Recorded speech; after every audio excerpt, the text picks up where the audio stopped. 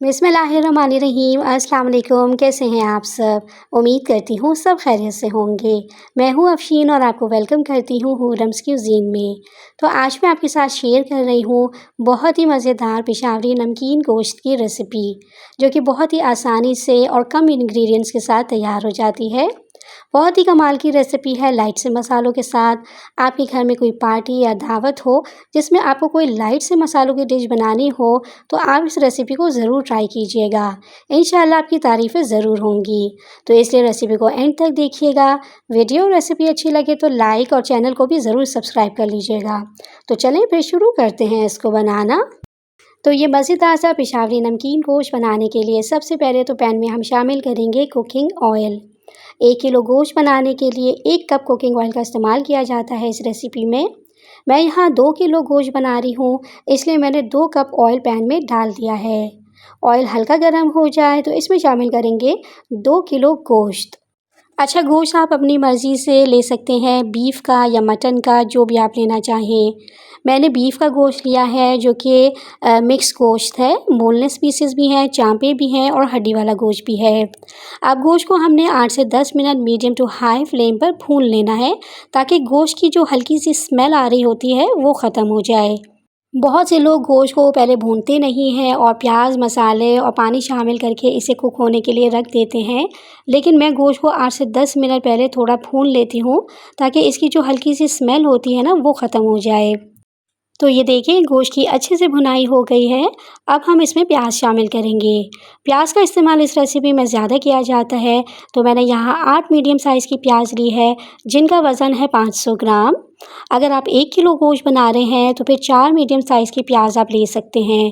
प्याज को स्लाइसेस में कट करके शामिल कर देंगे। नमक ऐड करेंगे 2 टेबलस्पून। इसके अलावा 2 टेबलस्पून ही इसमें डालेंगे साबुत सफ़ेद ज़ीरा। नमकीन गोश्त की इस रेसिपी में अदरक और लहसुन का पेस्ट थोड़ा ज़्यादा डाला जाता है, तो मैं यहाँ 2 टेबलस्पून अदरक का पेस्ट और 2 टेबलस्पून ही इसमें लहसुन का पेस्ट शामिल कर रही हूँ। 4 टेबलस्पून के बराबर हरी मिर्चों का पेस्ट ऐड करेंगे, या फिर आप हरी मिर्च को हमाम दस्ते में कूट कर भी इसे बारीक सा पीस कर डाल सकते हैं। नमकीन प्याज गोश्त में लाल मिर्चों का इस्तेमाल नहीं किया जाता है और ना ही टमाटरों का इस्तेमाल किया जाता है। अब गोश्त को गलाने के लिए मैं इसमें 3 ग्लास पानी शामिल कर रही हूँ। पानी डालने के बाद फ्लेम को हाई पे कर देंगे, ताकि इसमें उबाल आ जाए। अच्छा, इस रेसिपी को आप प्रेशर कुकर में भी बना सकते हैं। ज़रूरी नहीं है कि आपने इसे पतीले में ही बनाना है। अगर आपके पास टाइम कम हो तो सेम रेसिपी को आपने फॉलो करना है और प्रेशर कुकर में इसको बना लेना है। तो जैसे ही तेज़ आंच पे उबाल आ जाए इसमें, आपने एक बार इसे अच्छे से मिक्स कर लेना है और फिर इसको कवर करके रख देना है पकने के लिए मीडियम टू लो फ्लेम पे। बड़े का गोश्त है तो गलने में तकरीबन 1 से सवा घंटा लगता है। गोश्त को गल जाने के बाद बाकी और कौन से मसाले हमने इसमें शामिल करने हैं, वो मैं आपको आगे चलकर बताती हूँ। तो तकरीबन सवा घंटे के बाद मैंने इसका कवर हटाया है और यहाँ आप देख सकते हैं कि पानी काफ़ी हद तक ख़त्म हो गया है और ऑयल भी सरफेस पे आ गया है। तो सबसे पहले तो हमने गोश्त को चेक कर लेना है कि गोश्त पूरा गल गया है या नहीं। मैं आपको दिखा देती हूँ। ये देखिए बेहतरीन हमारा ये गोश्त मुकम्मल तौर पर गल चुका है। तो अब इसके अंदर कुछ मसाले और हम शामिल करते हैं। कुटा हुआ धनिया 2 टेबलस्पून शामिल करेंगे। इसके अलावा 2 कप के बराबर मैं दही शामिल कर रही हूँ। जैसे कि मैंने आपको बताया था कि बहुत सारे मसालों का इस रेसिपी में इस्तेमाल नहीं किया जाता है, इसलिए ग्रेवी बनाने के लिए प्याज और दही का ही इस्तेमाल किया जाता है। 4 से 5 मोटी हरी मिर्चें शामिल करेंगे। दही डालकर अब हमने अच्छे से इसकी भुनाई करनी है। ये जो पानी आपको नज़र आ रहा है ना, ये खुश्क कर लेना है। हाई फ्लेम पे इसकी भुनाई करेंगे, 7 से 8 मिनट लगेंगे और दही का पानी भी खुश्क हो जाएगा और गोश्त की अच्छे से भुनाई भी हो जाएगी।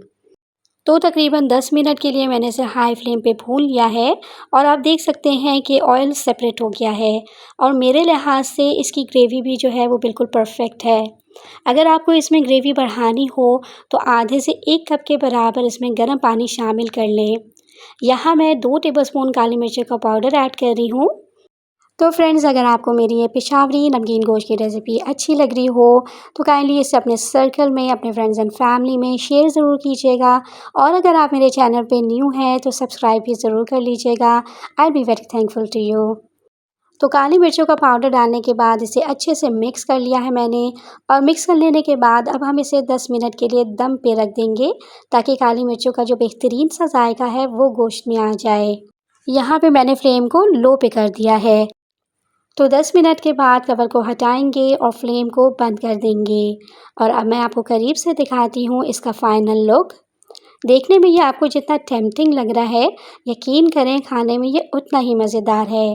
लाइट से मसाले, नरम गोश्त के साथ बेहतरीन सी ग्रेवी, दही और प्याज के कॉम्बिनेशन के साथ।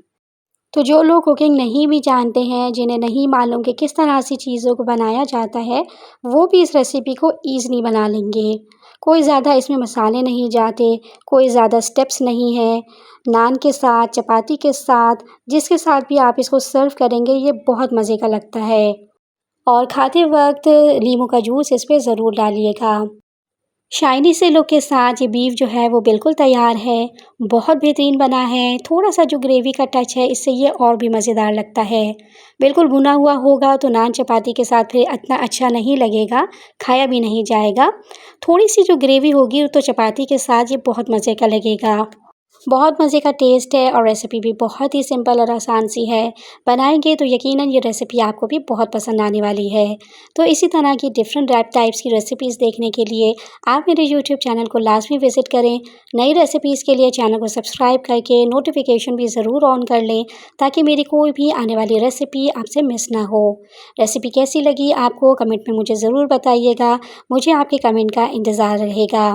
जाते जाते लाइक, शेयर, सब्सक्राइब भी ज़रूर कर लीजिएगा।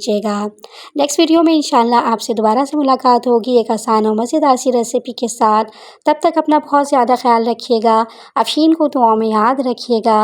अल्लाह हाफ़िज़।